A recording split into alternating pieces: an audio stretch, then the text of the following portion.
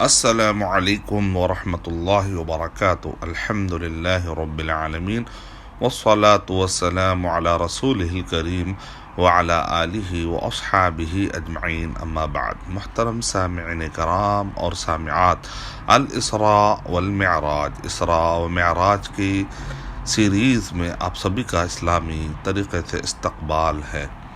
ابھی تک 3 قسطیں پیش کی جا چکی ہیں اور 3 سوالات کے جوابات دیے جا چکے ہیں۔ چوتھا سوال یہ ہے کہ جب احادیث بہت زیادہ ہیں، صحابہ کرام نے بھی کثیر تعداد میں اس کو روایت کیا ہے، کتب حدیث میں بھی اس کا ذکر آیا ہے، کتب عقیدہ میں بھی اس کا ذکر آیا ہے، بلکہ قرآن مجید کے 3 مقامات جو آپ نے بتائے ہیں اس کے اندر بھی اسراء اور معراج کا ذکر آیا ہے، تو پھر بھی بعض لوگ کیوں ان احادیث کا انکار کرتے ہیں؟ تو ایک مرتبہ ان احادیث کا اور صحابہ کرام کے ناموں کا اور ان کتابوں کا، جس کے اندر یہ کتب حدیث کی ان کتابوں کا نام ذکر کر دیا جائے تاکہ ہمیں یقین بڑھ جائے اور یہ شوشہ نکالنے والے اور شک پھیلانے والے ان سے ہم بچ سکیں، کیونکہ یہ ایسے پھیلا رہے ہیں جیسا کہ یہ خرافات ہے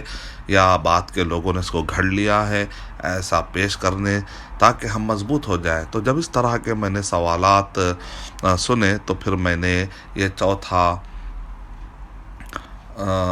ایپیسوڈ یا چوتھی قسط پیش کرنے کا میں نے ارادہ کیا کہ کچھ کتب احادیث کے حوالے آپ کے سامنے رکھوں گا، اسی طرح کچھ صحابہ کرام کے نام آپ کے سامنے پیش کرنے کے میں سعادت حاصل کروں گا، اور صحیح بخاری میں کہاں ہے، صحیح مسلم میں کہاں ہے، کم سے کم ایک عام آدمی کو قرآن مجید کے وہ مقامات جہاں پر اسراء اور معراج کا ذکر آیا ہے، اسی طرح صحیح بخاری اور صحیح مسلم کا حوالہ اگر یاد ہو جائے تو انشاءاللہ ان ایسے شبہات اور ایسے اعتراضات کرنے والے اور نئے عقل پرستی کی بنیاد پر آ کر اعتراضات کرنے والوں سے ہم اپنے آپ کو بچا سکتے ہیں، ان کی گمراہیوں سے بھی اپنے آپ کو ہم بچا سکتے ہیں۔ تو آئیے میں آپ کے سامنے کچھ حوالے اور کچھ روایات اور کچھ عدد صحابہ آپ کے سامنے پیش کرنے کے میں سعادت حاصل کر رہا ہوں۔ تو سب سے پہلے جہاں تک صحابہ کرام کی بات ہے تو علامہ امام القسطلانی رحمۃ اللہ علیہ نے اپنی کتاب المواہد اللدنیہ نامی کتاب کے اندر بیان فرمایا کہ 26 صحابہ اور صحابیات نے قصے معراج کو نقل فرمایا ہے۔ تو لہذا اتنے صحابہ کرام پر تہمت لازم آئے گی کہ انہوں نے نعوذ باللہ گویا کہ غلط بیانی کی، تو ایسی بات نہیں ہے، بلکہ سچائی کو انہوں نے پیش کیا، حق کو انہوں نے پیش کیا۔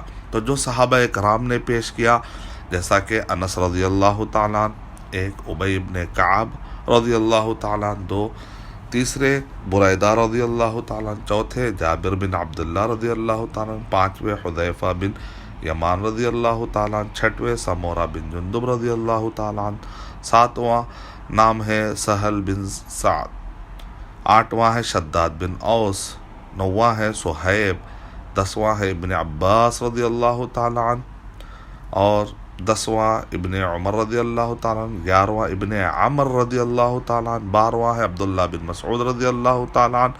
کیسے جے القدر صحابہ کرام کے نام آ رہے ہیں۔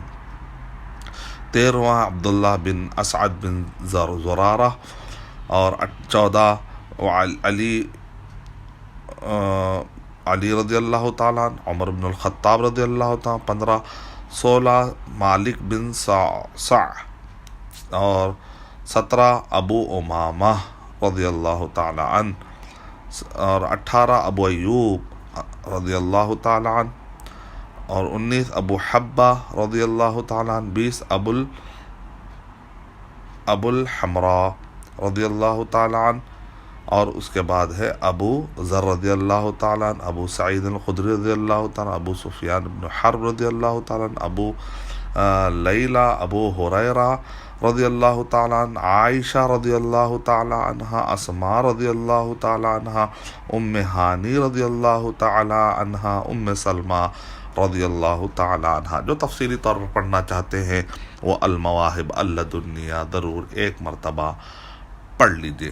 جہاں تک ہم روایات کی بات کرتے ہیں تو اس سے پہلے ہم کو یہ معلوم ہونا چاہیے کہ قرآن مجید کے اس سے پہلے میں نے پہلے ہی سوال میں 3 مقامات تفصیل سے وہ آیتیں پڑھی بھی تھی، بلکہ یاد بھی کروائی تھی. بار بار میں نے قرات کی تھی تاکہ یاد بھی ہو جائے. پھر بھی میں حوالہ دیتا ہوں سورہ بنی اسرائیل سورہ نمبر 17 کے آیت نمبر 1. سبحان الذی اسری بعبدہ لیلا من المسجد الحرام الی المسجد الاقصی الذی بارکنا حولہ لنریہ من آیاتنا انہ هو السمیع البصیر. پھر اسی سورے میں سورہ نمبر 17 کے آیت نمبر 60 میں ہے کہ وما جعلنا الرؤیا التي اریناک الا فتنۃ للناس والشجرۃ الملعونۃ فی القرآن. تو شیخ صالح فوزان حفظہ کہتے ہیں کہ یہاں پر رؤیا العین مراد ہے، نہ کہ رؤیا المنام. یہ خواب میں نہیں بلکہ آنکھ سے، کھلی آنکھ سے بیداری کے حالت میں اللہ کے نبی صلی اللہ علیہ وسلم نے ان نشانیوں کو دیکھا. اسراء اور معراج کی رات کو اللہ کے نبی صلی اللہ علیہ وسلم اسراء بھی ہوئی اور معراج بھی عطا کی گئی ہے. جبکہ کفار قریش فتنے پڑ گئے، جیسے آج کل کے لوگ شوشہ لگانے والے عقل پرست لوگ شک میں پڑ چکے تھے. اللہ سبحانہ و تعالی ہم کو ایسے شخص سے نکال کر ابو بکر صدیق رضی اللہ تعالیٰ عنہ کی تصدیق اور ان کی جیسی سچائی عطا فرمائے. اور ابو بکر رضی اللہ تعالیٰ صحابہ کرام اور اللہ کے نبی صلی اللہ علیہ وسلم اور حق اور سچائی کے راستے پر چلنے کی توفیق عطا فرمائے. باطل، ضلالت اور گمراہی کے راستے سے اللہ سبحانہ و تعالی ہمیں بچائے. تیسرا مقام قرآن مجید کا جہاں پر اسراء اور معراج کے بارے میں ہمیں ذکر ملتا ہے سورہ نجم سورہ نمبر 53 کے آیت نمبر 6، 7، 8، 9، 10، 11 اور 12 میں. تو پہلے سوال کے جواب میں نے تفصیل سے ان آیت کے تفسیر میں نے آپ کو مختلف علماء کرام کے تفاسیر کی روشنی میں نے پیش کر دیا تھا. تب آئیے وہ روایات بہت ساری ہیں، کم سے کم صحیح بخاری اور صحیح مسلم کا تو حوالہ آپ کے ذہن میں رہنا چاہیے. امام بخاری رحمۃ اللہ علیہ نے بڑے تفصیل کے ساتھ، اکثر آپ نے دیکھا ہوگا کہ امام بخاری رحمۃ اللہ علیہ حدیث کا ایک حصہ مختصر نقل کرتے ہیں، لیکن یہاں پر تفصیل سے آپ نے معراج کا واقعہ ذکر کیا ہے. تو امام بخاری رحمۃ اللہ علیہ نے باب ہی قائم کر دیا کہ باب المعراج.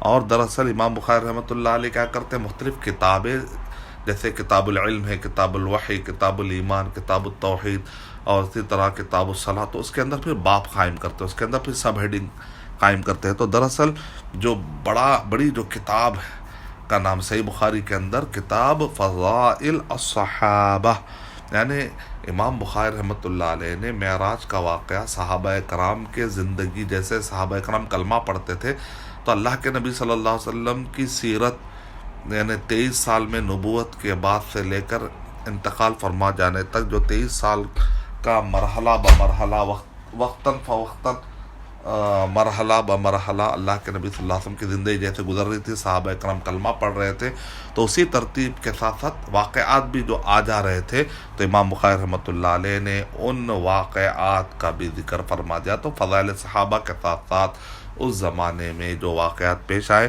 تو معراج کا واقعہ کا بھی وہاں پر ذکر کر دیا گیا. فضائل صحابہ پھر اس کے اندر معراج کا ذکر، تو بڑی گہری مناسبت ہے. تو یہاں پر آپ کو حدیث نمبر 3674 3674 میں آپ کو یہ مل جائے گا. اسی طرح صحیح مسلم میں امام مسلم رحمۃ اللہ علیہ نے کتاب الایمان کے اندر حدیث نمبر 266 یعنی 266 میں بیان فرمایا ہے.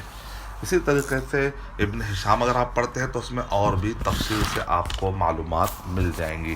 ویسے میں آپ کے سامنے 22 کتابوں کا حوالہ بھی رکھ دوں گا، ویسے ایک حوالہ دے رہا ہوں صرف میں، ٹھیک ہے. مثال طور پر صحیح بخاری میں کئی مقامات پر امام بخاری رحمۃ اللہ علیہ نے اس بڑے واقعات سے، کبھی صلاح کے اندر، کبھی کتاب الایمان کے اندر، کبھی تقدیر کے اندر، الگ الگ باب میں صحابہ تاریخ، الگ الگ باب میں جہاں جہاں مناسبت ہوتی امام بخاری رحمۃ اللہ علیہ نے استدلال کیا ہے، دلیل قائم کی ہے، اور اس واقعے سے جو الفاظ ہوتے ہیں ان الفاظ سے قائم کیا ہے. تو اس لحاظ سے بہت سارے مقامات پر یہ واقعہ کے مختلف حصے پائے جاتے ہیں۔ اب اگر میں نے صرف ایک حوالہ دیا تو یہ بتانے کے لیے کہ آپ کو آسانی سے سمجھ میں آنے کے لیے بھی کن کن کتابوں میں ذکر کیا گیا ہے، تو کم سے کم میں 22 کتابوں کے حوالے آپ کی خدمت میں پیش کرنے جا رہا ہوں۔ مثال طور پہ صحیح بخاری میں باب المعراج، اور اسی طریقے سے حدیث نمبر 3674، حدیث نمبر 7517 میں بھی ذکر کیا ہے۔ اسی طریقے سے اب آگے بڑھتے ہیں، نمبر 2 تو صحیح ابن خزیمہ کے اندر بھی آپ کو یہ مل جائے گا۔ تیسرا الاحادیث المختارہ، ضیاء المقدسی رحمۃ اللہ علیہ نے بھی صحیح احادیث کو جمع کرنے کے لیے انہوں نے کتاب لکھا الاحادیث المختارہ، تو تفصیل سے وہاں پر بھی آپ نے ذکر کیا۔ چوتھی کتاب ہے المستدرک، حدیث نمبر 271 میں امام حاکم رحمۃ اللہ علیہ کی مایہ ناز کتاب میں بھی اس کا ذکر آیا ہے۔ اسی طرح پانچویں کتاب ہے جامع الترمذی، حدیث نمبر 3346 میں۔ اسی طرح چھٹویں کتاب ہے سنن البیہقی، حدیث نمبر 309 میں۔ اسی طرح ساتویں کتاب ہے مصنف ابن ابی شیبہ کے اندر بھی اگر آپ دیکھنا چاہیں تو آپ کو حوالہ مل جائے گا۔ آٹھویں ہے شرح مشکل الآثار میں اگر آپ دیکھیں تو حدیث نمبر 5010 میں بھی آپ کو یہ قصے کے بارے میں مل جائے گا۔ اور اسی طرح 9ویں کتاب ہے مسند البزار، حدیث نمبر 3892 میں۔ 10ویں کتاب ہے صحیح مسلم، جیسا کہ میں نے اس سے پہلے آپ کو ذکر کر دیا، حدیث نمبر 266 یعنی کہ 266 میں۔ اور اسی طرح 162 میں بھی اگر مقدمے کے احادیث کو بعض لوگ کاؤنٹ کرتے ہیں بعد میں، تو کتاب الایمان میں آپ دیکھ سکتے ہیں۔ اور اسی طریقے سے 11ویں کتاب کا نام ہے مسند ابی یعلا، تو حدیث نمبر 2535 ہے۔ 12ویں کتاب ہے مسند عبد ابن حمید، حدیث نمبر 1210۔ 13ویں کتاب ہے المعجم الکبیر، امام طبرانی رحمۃ اللہ علیہ کی کتاب ہے، تو اس کے اندر بھی آپ تفصیلی طور پہ 588 اور اسی طرح 821 میں۔ اسی طرح کتاب نمبر 14 میں سنن نسائی جلد نمبر 1 اور اس کی صفحہ نمبر 447 میں، یعنی قدیم زمانے کا ایک حوالہ ہے۔ 15 کتاب نمبر 15 یعنی 15واں حوالہ مسند احمد میں، حدیث نمبر 18113 اور 18115 میں بھی۔ اور اسی طریقے سے آپ کو 16واں حوالہ بھی مزید اگر آپ پڑھنا چاہیں، مسند احمد بن حنبل میں 2 جگہوں پر ہے، تو اس کو 16 حوالہ کا حدیث نمبر 18113 میں اور 18115 میں، اس کو دونوں حوالے کو اگر آپ مان لیتے ہیں تو 15-16 ہو گیا۔ اور 17واں صحیح ابن خزیمہ، حدیث نمبر 301۔ اس سے پہلے صحیح ابن خزیمہ کا میں نے حوالہ دیا تھا، لیکن یہاں پر نمبر بھی میں نے بتا دیا ہے۔ اور اسی طریقے سے 18واں حوالہ ہے صحیح ابن حبان، حدیث نمبر 7406۔ اور اسی طریقے سے 19واں حوالہ ہمیں ملتا ہے سنن الدارقطنی کی حدیث نمبر 33، اور 20 سنن ابن ماجہ حدیث نمبر 1399، اور اسی طرح سنن ابی داؤد میں حدیث نمبر 244 میں نماز کا جہاں پر ذکر آ رہا ہے۔ تو اس طریقے سے سیرت کی کتابیں اگر آپ حوالہ جمع کر لیں گے، پھر کتب حدیث کا، پھر تفاسیر میں تو ہر تفسیر کے اندر تفصیل سے ابن کثیر رحمۃ اللہ علیہ کی نے تو بہت تفصیل سے، البدایہ والنہایہ میں بہت تفصیل سے آپ کو ابن کثیر رحمۃ اللہ علیہ کی سیرت کی کتاب ہے۔ اسی طریقے سے البدایہ والنہایہ ہے امام ذہبی رحمۃ اللہ علیہ کی تاریخ پر کتابیں ہیں، تو آپ اگر ان سب کو جمع کریں گے، اس کا مطلب ساری کتابیں، چاہے وہ حدیث کی ہوں، چاہے تفسیر کی ہوں، عقیدے کی کتابیں ہوں، کسی میں بھی اس ٹاپک کو نہیں چھوڑا گیا ہے۔ تو اس وجہ سے اگر کوئی انکار کرتا ہے تو اپنے ایمان کی خیر منائے۔ میں آگے اور بتاؤں گا کہ انکار کرنے کی دراصل وجہ یہ ہے کہ وہ سمجھتے ہیں کہ ایک انسان کس طریقے سے جائے گا اوپر اور آئے گا، تو اس لحاظ سے اگر غور کریں تو پھر ایک دن فرشتے کا بھی انکار کر دیں گے۔ اگر ایسا مسلمان ہے کوئی جو اس کو عقل لڑا رہا ہو اور عقل میں اس کو یہ بات نہیں آ رہی، تو پھر اس نے فرشتوں کو کیسے مان لیا؟ فرشتے تو سارے جتنے گویا کہ وہ ساری نبوتوں کا انکار کر رہا ہے۔ سابقہ دور میں جتنے انبیاء کرام نے، ان کو وحی آتی تھی، فرشتے آنے جانے کا سلسلہ، جبرائیل صلی والسلام قدیم زمانے سے آتے جاتے رہے، صرف نبی صلی اللہ علیہ وسلم کی حد تک ہی نہیں، تو گویا کہ اس نے ساری نبوتوں کے انکار کرنے کا ٹھان لیا ہے۔ تو ایسا مسلمان بھی ہے، پھر اس کے بعد وہ انکار بھی کر رہا ہے۔ تو دراصل بعض لوگوں کو حدیث سے بڑی چڑ ہوتی ہے، تو وہ لوگ حدیث کا انکار کرتے کرتے قرآن مجید کا بھی انکار کر بیٹھتے ہیں، اور دراصل وہ اپنی عقل کا بھی انکار کر بیٹھتے ہیں، بلکہ سارے نبوتوں کا انکار لازم آئے گا۔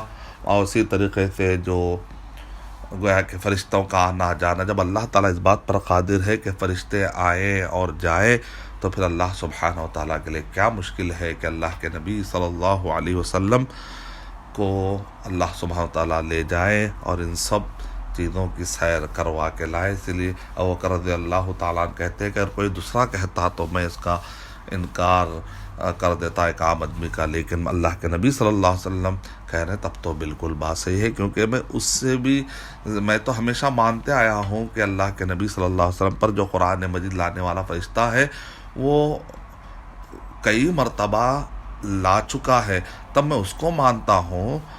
تو پھر مجھے ایک مرتبہ اللہ کے نبی صلی اللہ علیہ وسلم رات میں گئے اور جا کر آئے، تو یہ ماننے کے لیے مجھے کیا مشکل ہے؟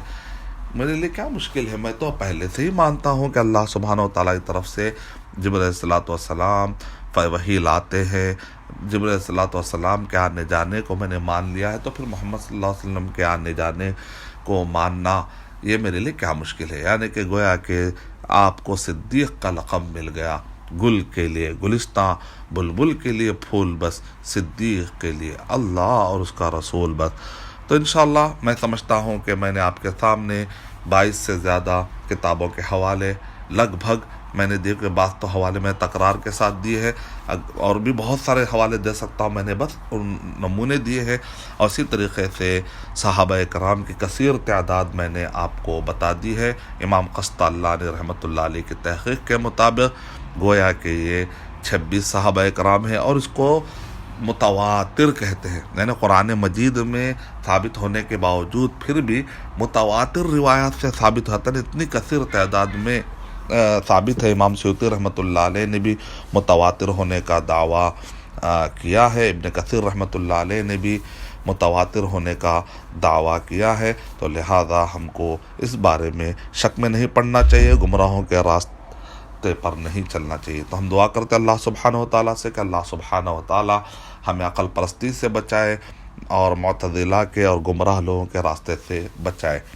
انشاءاللہ پھر نیکسٹ قسط میں آپ کے سامنے آنے والی قسط میں انشاءاللہ پھر مزید معلومات لے کر اسراء اور معراج کی سیریز آپ کے سامنے پیش کروں گا انشاءاللہ۔ تب تک کے لیے آپ اجازت دیجیے ارشد بشیر مدنی کو۔ السلام علیکم ورحمۃ اللہ وبرکاتہ۔